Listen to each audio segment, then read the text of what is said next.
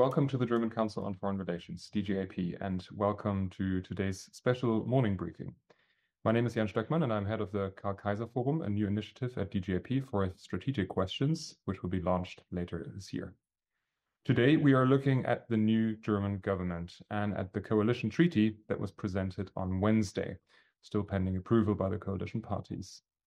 We want to focus on a set of foreign policy issues in the treaty, including transatlantic relations, security, migration, climate and energy, and technology.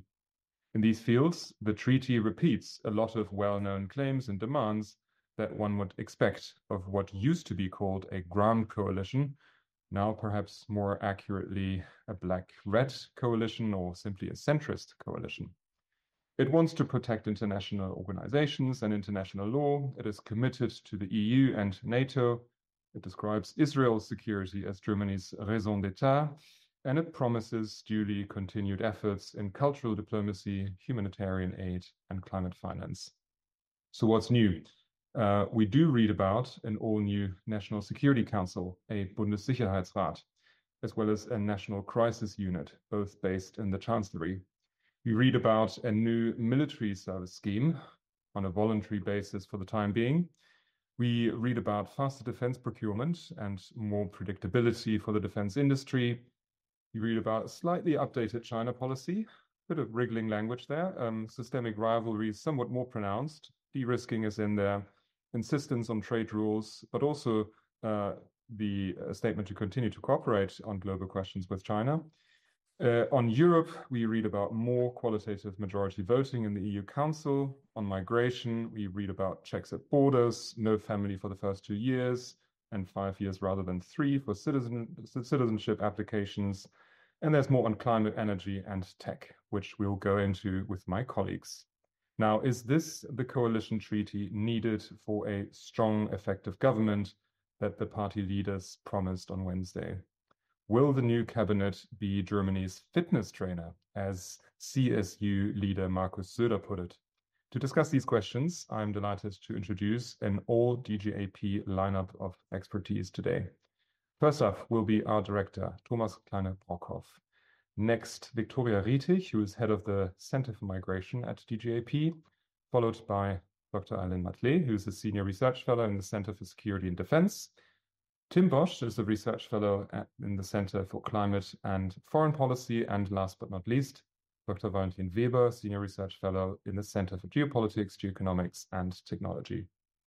Before we begin, our usual housekeeping announcements. We'd like to remind everyone that this event is being recorded and will be uploaded subsequently. We will kick off our conversation here on the panel with very crisp and short introductions of about 3 minutes each, and then open up for questions and answers fairly soon. If you'd like to ask a question, please raise your hand, and when invited to speak, briefly introduce yourself and keep your questions or comments relatively short so we can pick up as many as possible. Finally, a word of thanks to all of my colleagues supporting this series. And now, without much further ado, over to you, Thomas, for your first remarks on the treaty and the new coalition. Thank you, Jan, to dive right in. It's a bit of a question, how do you grade such a document? And what's the threshold? What's the measurement? Is it the necessities created by the epochal changes that we're seeing? Is this graded by how it stacks up against the tradition of such documents? I've decided sort of a middle course. There was a statement by the prospective chancellor earlier in the campaign, which was seen as a pretty fundamental foreign policy statement, relatively ambitious, seen as not very partisan, got a lot of good reviews in the expert community. So let's see how that, what we see stacks up against those earlier statements. Of an appropriate ambition, as we've called it at the German Council at the time that this statement had. And let's remember, it wanted to reform the institutions of German foreign policy making for the first time since the 1960s, a National Security Council, a review of the 8 institutions, wanted to philosophically bring Germany into an age of great power competitiveness, wanted to strengthen alliances, and most of all, strengthen the armed forces. Now, what do we see in this document? We will have the National Security Council, and it is one that has some teeth. Mr. Merz initially wanted this as a decision-making center. Well, it's more as it's the word decision is not in there anymore. The gravity of the departmental forces, I think, have set in. Also, what we don't see is a merger of aid and the Foreign Office, but what we do see is that the principles on aid very much follow a more national interest-based line than I think, have had for quite a while. A strengthening of the geopolitical and economic realities, as it says in the document. It wants to secure access to resources. It wants to see the aid as an instrument for migration control, energy cooperation as a goal. What I find interesting, a new North-South Commission to bring order to the network of Germany's relationships to the global South. And what I find especially remarkable here is the reduction of the ODA quota to save money in the budget. One of those few elements of this treaty where you can actually see savings. What the document is ambivalent about is the view of the changes that we see. It argues that the changes to the German foreign policy setup are triggered by Russia's aggression, but there is very little of what the changes in the world, in the global system, in global order actually are, and what they mean. So this document responds to changes that it doesn't name. Rather, it has a lot of prose of all the evergreens of German foreign policy principles. So we will keep and develop further the rule-based international order. We will fight hunger, poverty, and inequality. We will be the climate goals, women, peace, and security. We will strengthen the transatlantic relationship. There is not a single word of changes in the United States other than that we want to strengthen the transatlantic relationship. So it makes you wonder how the description of the world stacks up against the changes that this document in fact makes.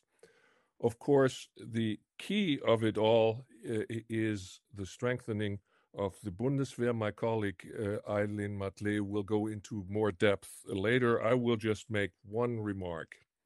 The document has no mention of any number of GDP that will be spent on defense in future. And if you are, as I am, a veteran of debates around this, ranging from 2014, the Russian invasion in Crimea, Munich Security Conference, the 2022 Zeitenwende speech, to the whatever it takes speech by Merz, and then find a document that in its initial form had a 3.5% GDP goal, and in its final document has nothing. Sorry, I'm concerned. I'm concerned about that. This has elements, whatever the strong language in all other pieces of the defense piece element are. It avoids numbers and it avoids a clear goal. Thank you, Thomas. And I need to stop you here. That's I exactly think what you should do and what we agreed to. You stop me, and this is the point to stop me here. high ambitions, lots of strong rhetoric, and we'll come back to some of the measures that you mentioned. But as you said, we have other experts on security, indeed the other issues coming up. Next is Victoria Rietig on migration. Over to you. Thank you very much, Jan. So the one sentence headline on migration in this coalition treaty simply is Merz means it. He did promise a big migration turn, in German, the Migrationswende, and the coalition treaty does indeed include some of the core promises that the CDU and the CSU made during the electoral campaign.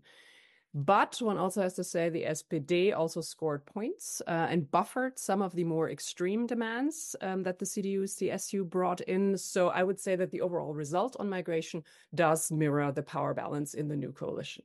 So that's the politics. Now, on the topics, what is actually to come? I would say that the changes fall mainly into three buckets. There is the bucket, the changes that will have a direct impact, directly visible in Germany and beyond.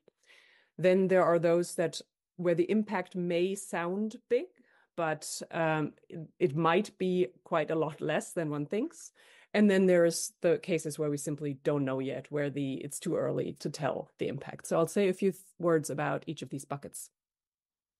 For the direct impact, the new government will immediately and already has started to suspend humanitarian admissions via resettlement.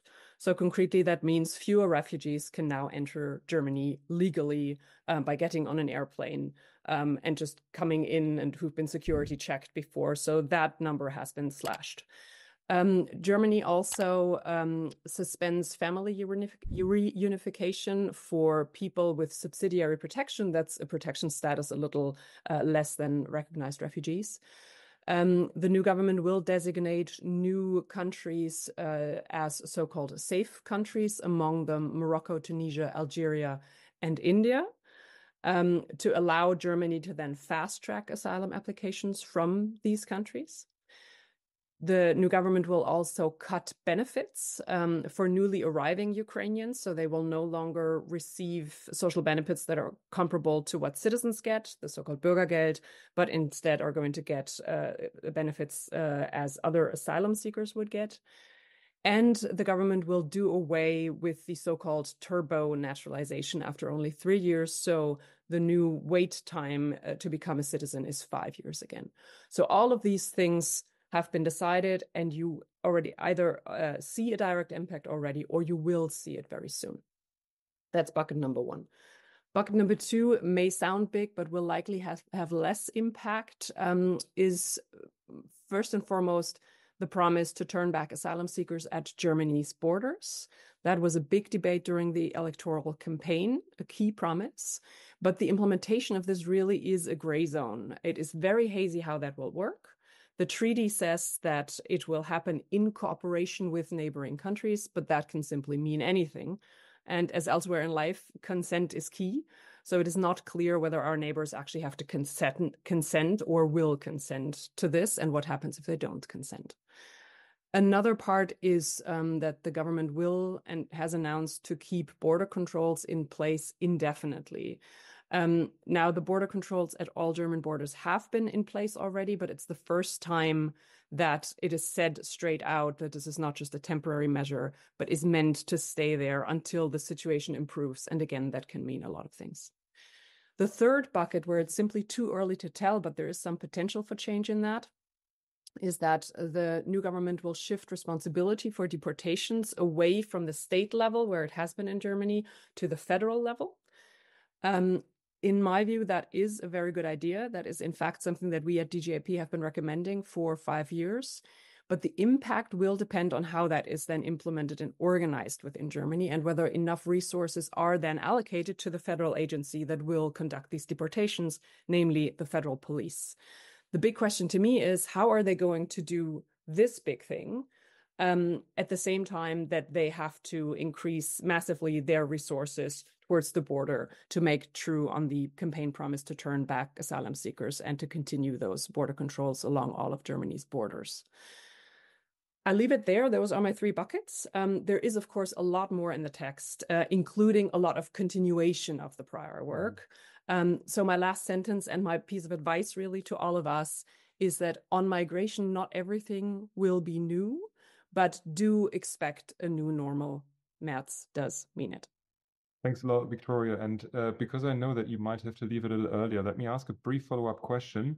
The 3 buckets that you mentioned, especially the first one, are promising some immediate effects. Will these effects be enough for the Christian Democrats in the coalition to fend off the rise of the AfD? We've seen the latest poll numbers are about equal at 25% each. So what is your perspective going forward? Is this enough to take the migration issue away from the AfD? It is enough to reduce legal migration to Germany. So legal routes that essentially the German government can't control will be diminished, not insubstantially. But whether that also means that irregular migration or illegal migration is also going to drop substantially, that is very much to be seen and depends on those buckets where we really don't know yet what the impact is going to be and how big it is going to be. But even if the government manages to really decrease the irregular migration that comes into Germany through these measures and other measures they might take, I think the big question is, will AfD support go down just because arrival numbers go down? In the past, that has simply not been the case. Arrival numbers have dropped, but that has not diminished the rise of the AfD so far. Thanks so much, Victoria. I should also mention that all of our speakers have published extensively on the questions that we're addressing, and my colleagues in the events team will be happy to post the links in the chat so you can follow up with more detail there. But for now, let's move on to the security and defense sector with Aylin Matlé. Over to you. Thank you. In the interest of time, I would like to flag and comment on 3.5 points. Firstly, since Thomas already mentioned the establishment, or rather the upgrade of the already existing National Security Council, and while I do share his concern that he voiced, I still think that in combination with the establishment, in combination with the Foreign Office, most likely being led by a CDU minister, bears the potential of a meaningful body to be established because of the potential effects of party discipline to be exerted within the Conservative Party. And secondly, regarding Ukraine, the coalition agreement mentions political security guarantees to be extended towards Ukraine. It does, however, not spell out what exactly that would look like, and it does not mention whether those guarantees would be backed up militarily. And I think that is really in line with what we've heard in the past, coming from the SPD, but also the CDU, and including the designated chancellor, who so far all have declined to mention or to tell the public whether Germany would be ready to deploy German troops to Ukraine in the framework of a so-called Ukrainian reassurance/deterrence mission. Thirdly, and that also has been mentioned and touched upon by Thomas already, I would just like to say a few more words on the money question. Yes, it is mentioned that the higher defense spending must be aligned with NATO capability targets and goals. At the same time, that, at least as I'm concerned, that's been the case in the past as well. And as Thomas already said, no concrete figure is assigned to what exactly higher defense spending would look like. On the one hand, I think that is a missed opportunity, as Germany could have led by example by ways of committing itself to a concrete figure and try to convince other European NATO allies to follow suit. On the other hand, it might be a smart thing to do as discussions on the new NATO defense pledge are ongoing.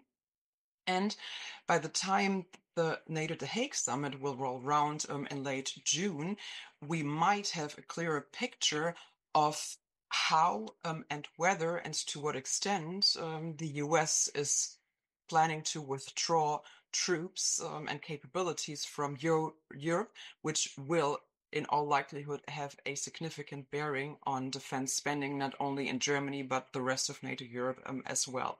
So it might not be completely unreasonable to wait and see and to also to follow discussions and also to influence discussions within NATO. Given that there are two other excellent experts who want to share their opinions, I will leave it at that. Thank you.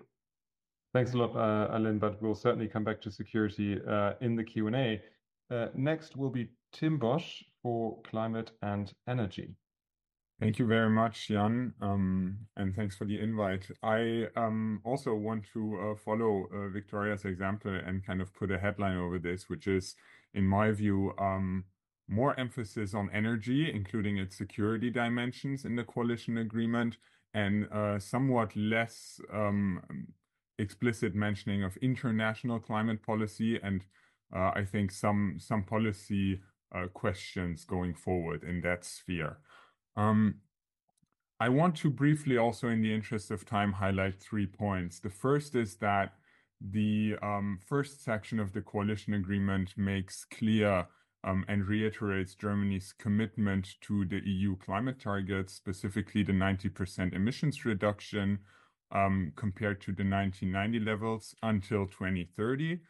Until 2040. I think this is a very positive sign, given the recent discussions at the EU level for a more flexible approach and questioning whether amidst geopolitical turmoil and economic difficulties, climate targets could still be preserved. So I think this is good and sends a signal also, I think, to European partners.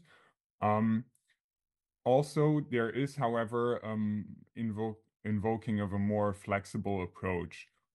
So the shared domestic target is to be met through the reliance on supporting also certified emissions mitigation abroad. 3% of the German emissions reductions could be covered through this. So that raises foreign policy questions.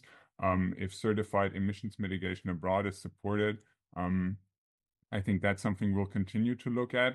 And I also want to mention that there's additional and increasing emphasis on negative emissions, more strongly emphasized in this agreement than prior.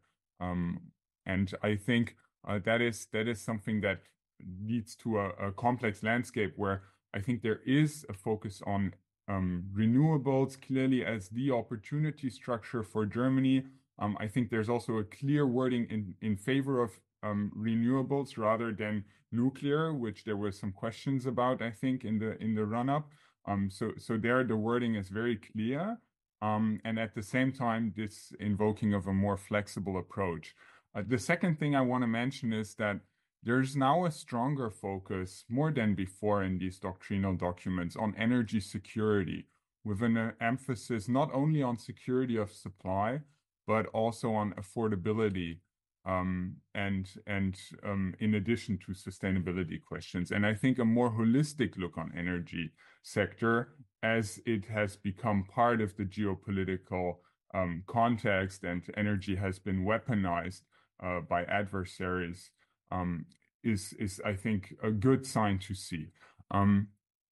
The government coalition that is to be formed also highlights some measures to support kind of this more holistic energy security framing, emphasizing, for instance, the completion of an energy union at the European level through the physical integration of networks and reducing state aid mechanisms. So in order to, more effectively and efficiently share energy and thereby bring down the costs of domestic energy sources. Grid expansion is mentioned as a priority, but what's relevant for us, of course, is also the foreign policy dimension that is mentioned. The economic cooperation around securing access to raw materials and cooperation around energy is mentioned in the foreign policy section. And I think here, this is really a timely kind of moment and to build on momentum as Europe is trying to de-risk its supply chains also in the energy sector, including, for instance, in critical raw materials. So I think the partnerships here can be expanded, and I think the wording in the coalition government agreement are really positive in that respect. Can you be brief on the last point? Yeah, very briefly on the third point, what happened to international climate policy or climate foreign policy as it was named under the prior government? So here, there is less than we had prior. There is a commitment to Paris Agreement climate targets and the 2030 agenda. And there is also the statement that international climate finance, as given by the German government, will remain at an appropriate level, but it is not clearly defined. There's no clear benchmark, there's no number, and also no clear definition how that would be defined.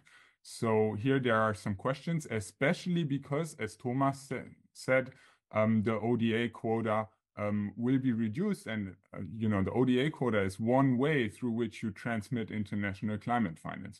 So here I have some questions and support what Thomas said. Thanks a lot.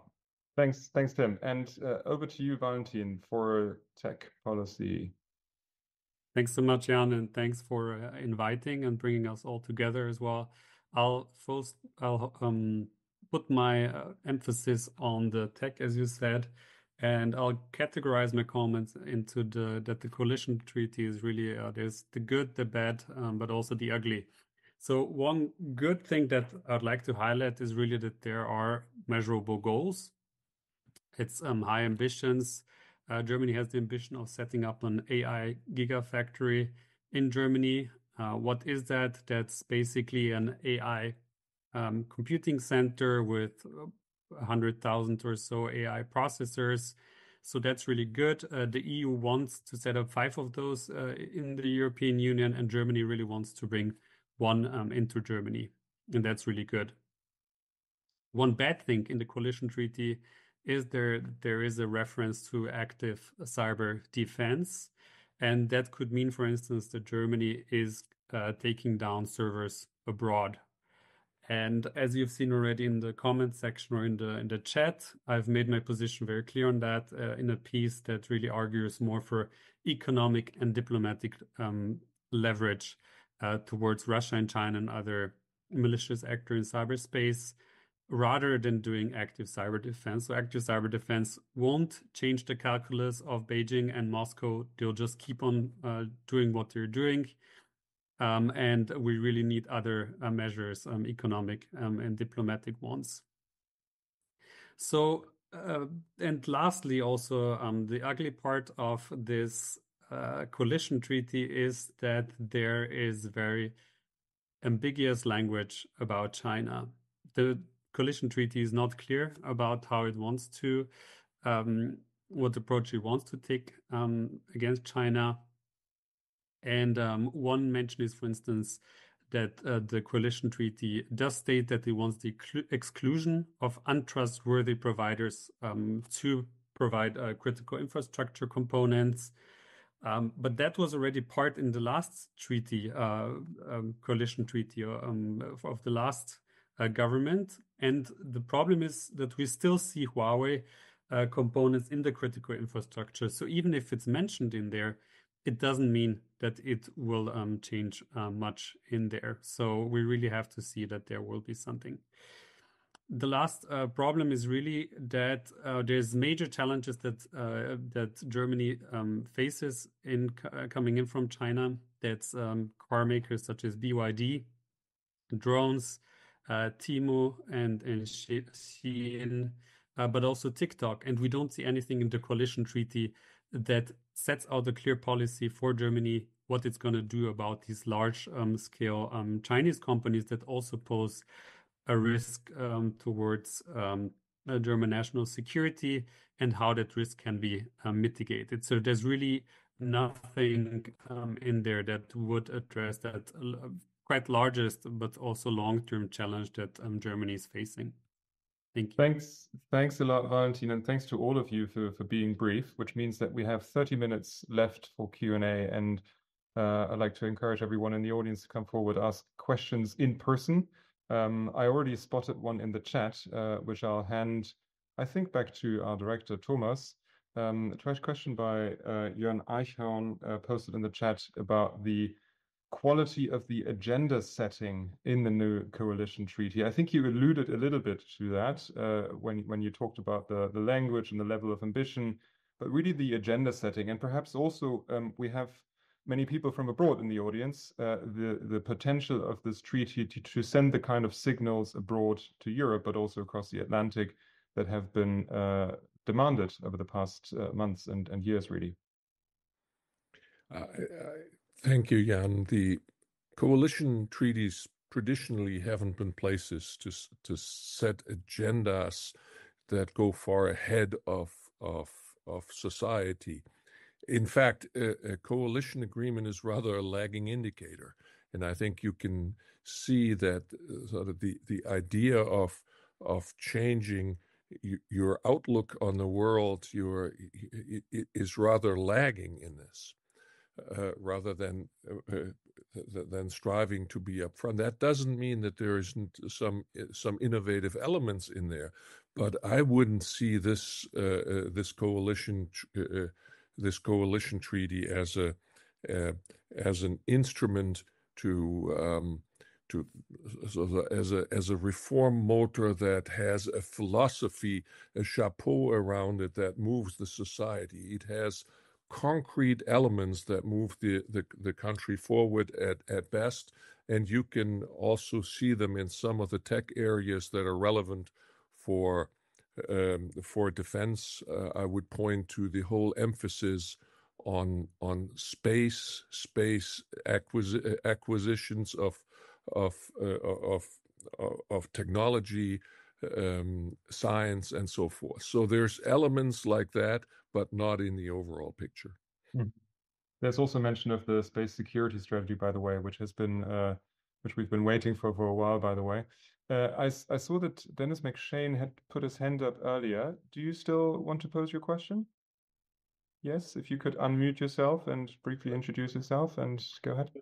I was remuted by the organizers. Don't want too many English people in this kind of debate, do we? Good. Thank you very much. Three simple questions. Number one, will Germany in the next 20 years start to build drones? I ask because 50 years ago I wrote in the Financial Times we needed a European drone policy based on Airbus, a mini drone, and a maxi drone, but we're still totally dependent now on foreign countries, Israel, Ukraine, America, everywhere. And I understand Germany doesn't build a single drone. Is that true?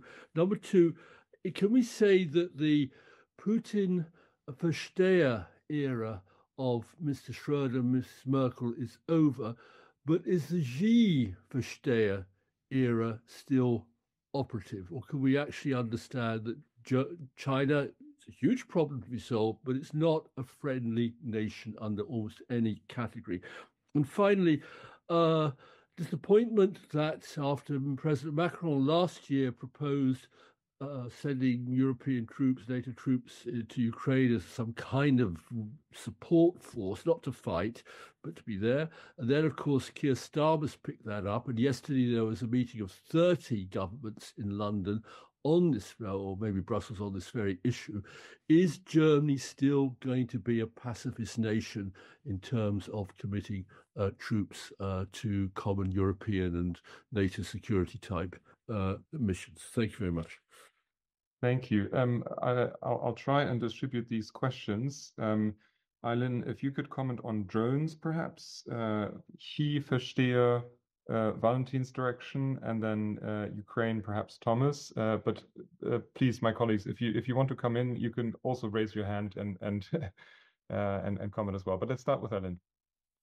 Sure. If I understood the question correctly, you wondered whether Germany or whether German defense manufacturers are building drones. And yes, there are some that do build drones. So that's, I think, a very simple question to answer, whether Germany will be able to build drones on a much larger scale, moving from a sort of manufacturing mode into a large-scale production that is still open to debate. But I think with the large amounts of money potentially coming in and being allocated to the Bundeswehr, there might be potential to switch that mode. And then if I may, very, very quickly, since I rushed through my comments, I missed my half point, unfortunately, and that was just to sort of partly echoing what Thomas said.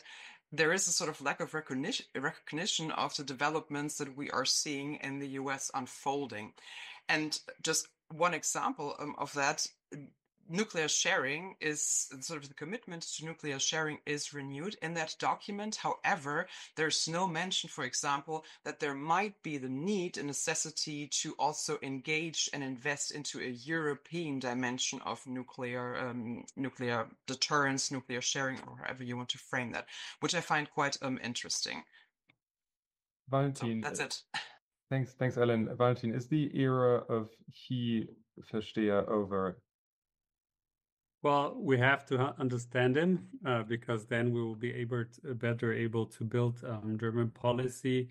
But I think there isn't yet enough understanding of China more broadly, and that's why the Bundesregierung or the coming Bundesregierung wants to build also an expert commission in the Bundestag that will work on how where German vulnerabilities are, what German dependencies are, and what measures for de-risking could be. So there is first of all an attempt to get a better understanding of the dependence on China, and that's also seen within the academic and the broader expert community. So there's a wish to build a stronger expertise in Germany on China. So we have to become a better Versteher in order to also face China on eye level and to be able to look which policies would be best to de-risk and to get a better German policy on China. There's also mentioned a rewriting of the China strategy in terms of de-risking. So there is already an attempt to switch that thinking, but I don't think they're ready yet. They haven't yet matured their thinking on how they want to go about, and they're still, I guess, setting it out very, very abstractly, but I think there's more to come. Thanks, Valentin. Germany's response to Franco-British initiatives on Ukraine. Thomas, would you like to comment on this?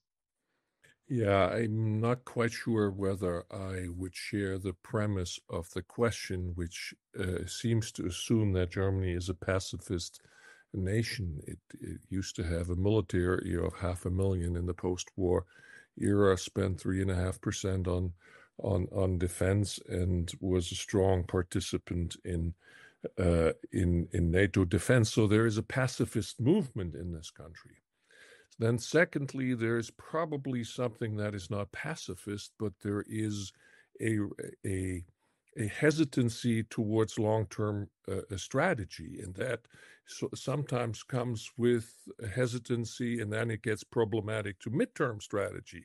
So while the French and the British leaders are contemplating potential troop deployments, the Germans usually only talk about stuff like that when it really push comes to shove. So the fact that they don't talk about it, it doesn't mean that they won't participate. This would certainly mean some domestic debate. That is what is to be avoided in a moment like this. There's other fish to fry, but I wouldn't be too concerned about this from your perspective, sir. Thanks. Question by Tom O'Donnell, please. Good morning. This is great. I think I should direct this mainly to Tim on the energy and climate issues. So just a framing, Germany's a trading nation, very dependent for the GDP, obviously. The international trade system is changing. We know what's happening with China. So back to the scramble for markets. But it's not just the ability to trade, it's what are you going to trade? And it seems like the model is not being, correct me if I'm wrong, that's basically what I'm asking. The model is not being challenged. The model has become, the future is producing green tech. Germany still has an advantage. I think that ship has sailed, honestly. But anyway, and doubling down on the renewables transition, which I went out of my way to talk to a number of people around the CDU who work on this, and it's very different than the Nordic states, than Poland, than Baltics or France, where people are talking about inherent problems in the model, that over installation of more and more wind and solar, when Dunkelflaute comes, it used up the EU's entire gas surplus that was going to be this great thing for industry this year, and put us in a quandary again. So do you see anything in a critical examination of the model? And yes, obviously, nuclear is the other thing to turn to, because what else is zero carbon on a large scale? But it's this, I don't see a re-examination of the model. Understood. Understood. Thank you. It's how to pay for it, yes, but not, Right. Okay. So we've got a question for Tim. I just wanted to highlight that Victoria has to leave us in about 5 minutes. So if there are any migration-related questions, do come forward now. There was a question by Manoush Shamrizi a moment ago. You're allowed to ask your question, even if it's not about migration. I just wanted to, please go ahead. Shall I? Okay. I just wanted to highlight it's on the chat. So my question, hi everyone, thanks for this distinguished panel. There's a blind spot in our foreign and security policy, which again is highlighted in the coalition treaty, and that's the Islamic Republic of Iran. And again, this is the largest military supplier to Russia, yet we're not talking about it. This is the actor we know by now by declassified documents from different intelligence communities, the main player behind October 7th. Still, we're in the midst of Berlin's decade-long Ayatollah appeasement. And my question to the panel would be, do you think that it is again the listing of the IRGC in the coalition treaty? It was in the last one as well. Berlin never really acted upon it, told us that there would be legal reasons which the Foreign Office then had to back down, saying the documents they referred to never had the arguments in it that they put out to the media. Do you think that Berlin finally understood and will finally make happen, with all its political weight in Brussels, the listing of the IRGC, which is also the player whose justice system, quote unquote, killed a German citizen last year, whose patron was no one else than Friedrich Merz? Thank you. Thanks a lot for these questions. To benefit from Victoria's presence, I'd like to ask you a mini question before you leave, and then we'll pick up Iran and the climate question straight after that. Victoria, I know that you've been involved, not just this time, but in the past, in advising various people involved in coalition treaty making. I just wanted to ask a question about the process of how did it was fairly fast. It was faster than many expected. The extent to which information was leaked and so on. Perhaps just a word on how you perceive the process of this coalition making and what this says about the coalition to come. Yeah, I'm really surprised that they got to the result as fast as they did, because the process they set up, in my view, was very cumbersome. It included 256 people because there were 16 working groups with 16 people each meeting. And the results of that was actually leaked about 2 weeks ago. And we did see that they did come to a lot of agreement, but there was still so much that was unclear 2 weeks ago. And that's when the entire text moved into a smaller working group of 19 people. And that is, and then basically a lot of political decisions were made. So that didn't necessarily have to do with the topics at hand. And that might be why some of us in this room are feeling such frustration about the actual details of it. And this is missing. And why is this not there? It is simply because a lot of these decisions weren't made by the experts on the topics. Obviously, they, gave input. But in the end, a lot of this was political haggling and decision making. And I think that is why we also got within this 2-week time frame from a thing that was really very drafty. So it was a draft, nothing more, to this final result now. So in a way, I would say that the process is also a large part of the reason of the result we see now. So the problem is our own thirst for information. So we kind of have to blame ourselves, I guess. Thanks so much, Victoria. And thank you so much. Let's move on to Tim for Tom O'Donnell's question. Yeah, thanks for the question, Mr. O'Donnell. Relevant and I think timely also. Well, I think you seem to be hinting towards this kind of geopolitics of the energy transition and where do we stand in this competition also with China, right? And so, while that's a very broad question, I'll try to go into one or two dimensions of that as are my thoughts.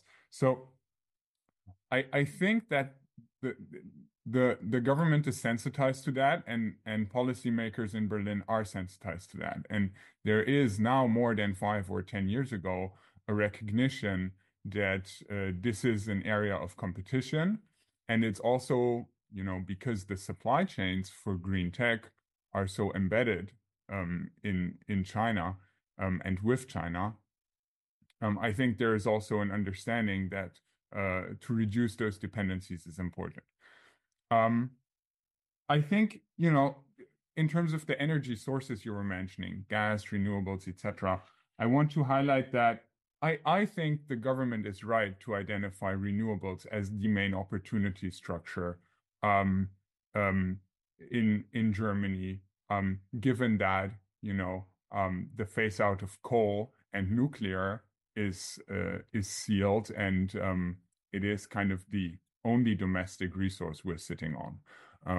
And once installed, the capacities are running, and that's a strategic advantage for us. So I think also, renewables are going to reduce the costs in the medium run because the generation costs are lower than generating electricity from fossil fuels or others. We don't see that price signal yet everywhere, but that's because of the high reliance on gas, not despite, because gas sets the price in the merit order system, in the way the EU regulates the power market. So, I think that is an opportunity structure, actually, because you mentioned the Dunkelflaute, which is often a concern. So the time, just to explain this term briefly, the time when the sun doesn't shine and the wind doesn't blow and there's no power generation from electricity. I want to be clear that I think the coalition agreement has some good kind of measures identified to resolve this. There's, of course, the efficient cross-border trade that's mentioned. I think there's huge potential, both for cost savings and for more stable grid in that sphere. And also, I want to mention that the coalition agreement says that power storage systems will be elevated to have overriding public interest status. And so I think that helps, expanding those storages, which are indeed crucial. And, I'm not so concerned about using up the gas storage that we have built, the stockpile. I think the government coalition is actually aiming to expand the gas infrastructure, and so to some degree, and so I think that is, in balance, actually. The foreign policy dimension to address this with China will be CBAM, the Carbon Border Adjustment Mechanism. So that's a trade mechanism that the EU wants to install so that green production is a competitive advantage, not a disadvantage. And the coalition agreement is absolutely serious about pursuing this, mentioned it several times. So I think they will stick to that, and this is marked by continuity.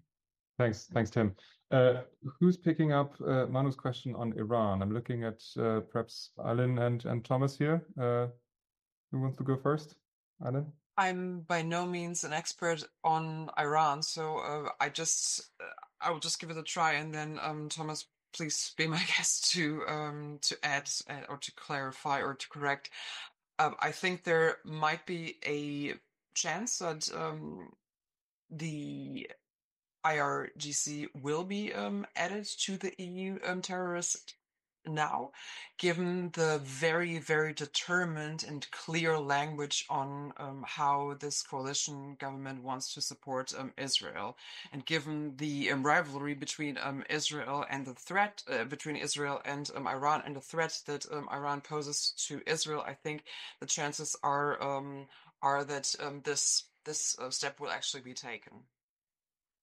Before you answer, Thomas, I'll throw in something else that was just posted in the chat, so you can say something on Iran, but also perhaps on the question of industrial policy posed by Vivek Rana. He's basically asking two questions: one about industrial policy and focus on renewables and other industrial areas, and the other is about the extent to which higher inflation and the bleak economic outlook has shifted the mood in the country, and I guess the potential of the new coalition to revert that shift. So please feel free to pick and choose from the many questions out there. Over to you, Thomas. Yeah, I'll have to duck and cover on the Iran question, because if Aylin says she's not an Iran expert, I certainly am not. And don't want to just skim over it. So I'll just talk a little bit about the inflation and economic outlook. Of course, the bleak atmosphere, the sense of pessimism in the country, the sense that this coalition treaty, as much of a work in progress as we've seen it over the last evolve over the last weeks, have contributed to a sense of pessimism in the country. You could see this in the comments on the coalition treaty over the last 24 hours, that the members of the new coalitions are trying hard to shift the narrative from this pessimistic, we can't, this is not what we need, to a more optimistic view that says if we only do half of what's in this treaty, the country will be better off. So I thought the question posed in the chat is spot on. Is not just a factual document of policy, of a policy mix, but it also is a necessary instrument, if implemented, to change the mood in the country. Thanks a lot, Thomas. I wanted to ask one question basically to all of you, since I don't see any hands up at the moment. There are talks about personnel in the new cabinet. We don't have any confirmations yet. We do know that the Federal Foreign Office and the Chancellery will both be in the hands of the Christian Democrats and in the same party, which is something that we haven't seen for decades. So I wonder about the dynamics that this will set in motion, but also specifically the personnel for some of the top positions, including Friedrich Merz, Lars Klingbeil, Johann Wadefuhl's name has been passed around. None of these have government expertise at the highest level. Does that say anything about the kind of coalition work coming ahead? Of course, there's a lot of speculation, but I still wanted to put this out there. And then perhaps also to you, Valentin, a tech question about the latest transatlantic developments.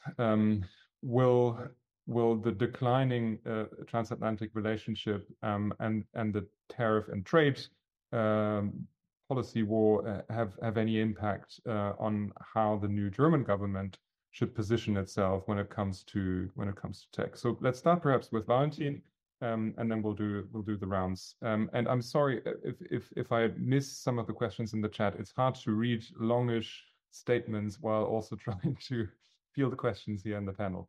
Let's start with Valentin. Thank you so much, Jan. Yeah, so it's a very challenging time, especially because Europe is so dependent on the US. I think 80% of European data is being stored on US clouds.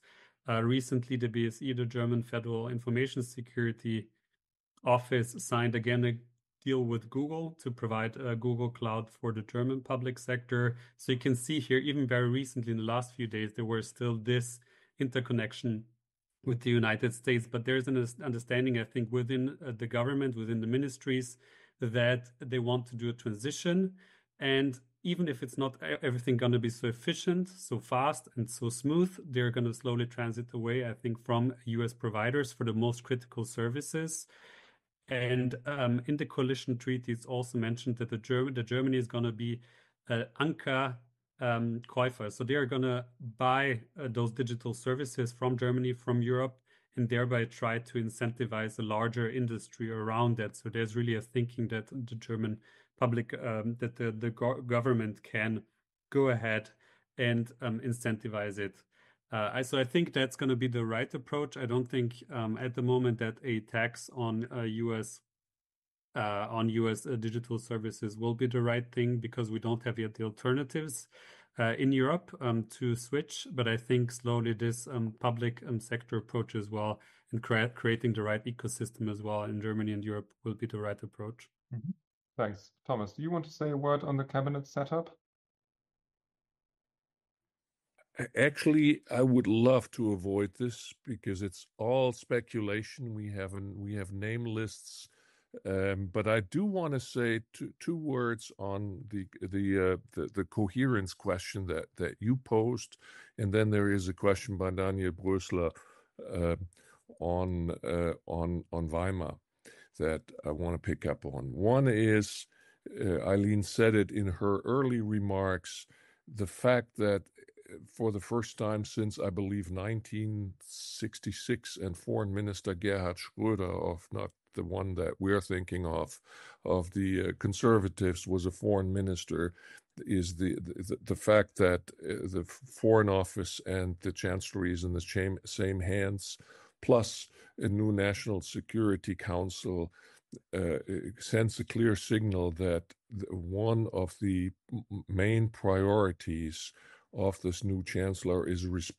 to respond in a coherent way to the changing foreign policy environment. That is what necessitated the constitutional change even prior to the treaty. So that is a very clear, strong signal. But there's another one that we're also overlooking. My concern that there is no clear commitment to a definite goal in defense spending is supported by the fact that this is a domestic social democratic issue of debate. It is within social democracy that increased defense spending is controversial. And the fact that the defense ministry plus the finance ministry plus no clear commitment is another element of coherence here that I would like to point to. Daniel Brösler's question on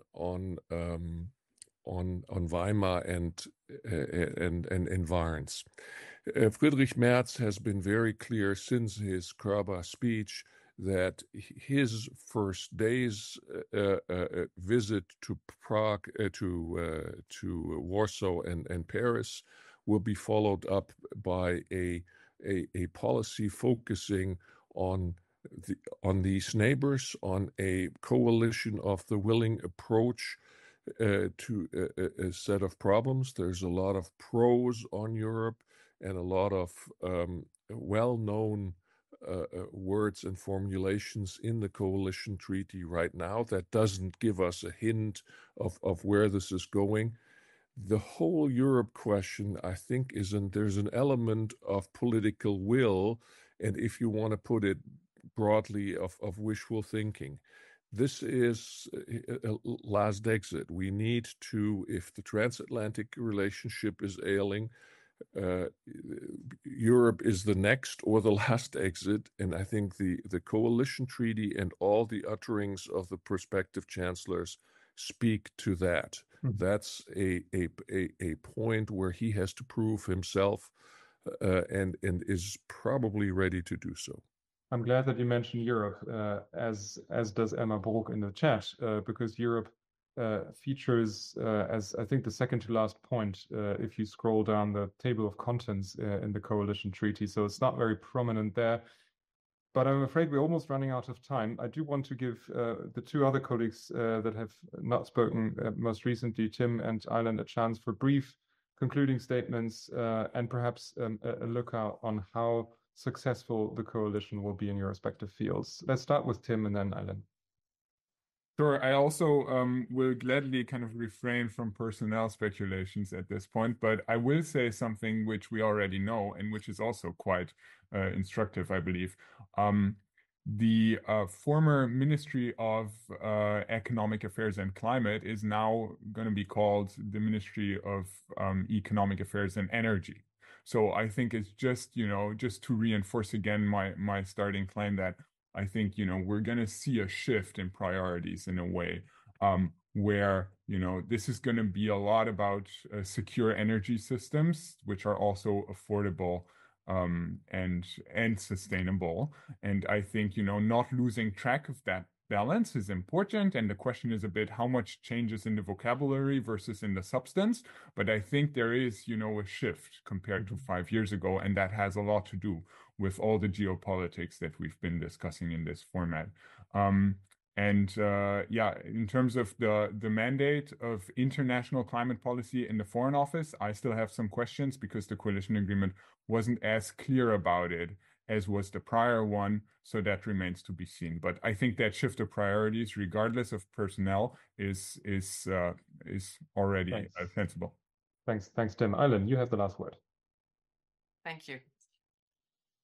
Going back to your question of how to possibly mitigate the lack of experience and experience in governing, and part of some of the possible people who will be in high-ranking positions, I think one way to go about that would be to have seasoned and well-experienced undersecretaries, but also a minister of the chancellery who has some sort of governing experience or has had some governing experience in the past. And just very, very briefly, one last sentence on the Weimar Triangle.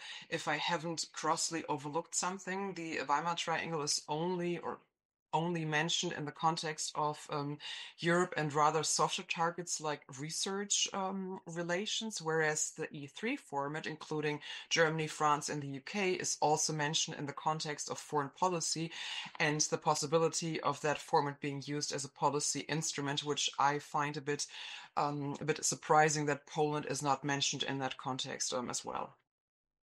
Thanks a lot to all of my colleagues. This was extremely informative. Thank you for joining this panel on short notice. Thanks for asking good questions and for being loyal to the German Council on Foreign Relations. We'll be back with our morning briefing series in due course because there are lots of problems that this new coalition has to address. Thank you all and have a lovely day. Bye-bye.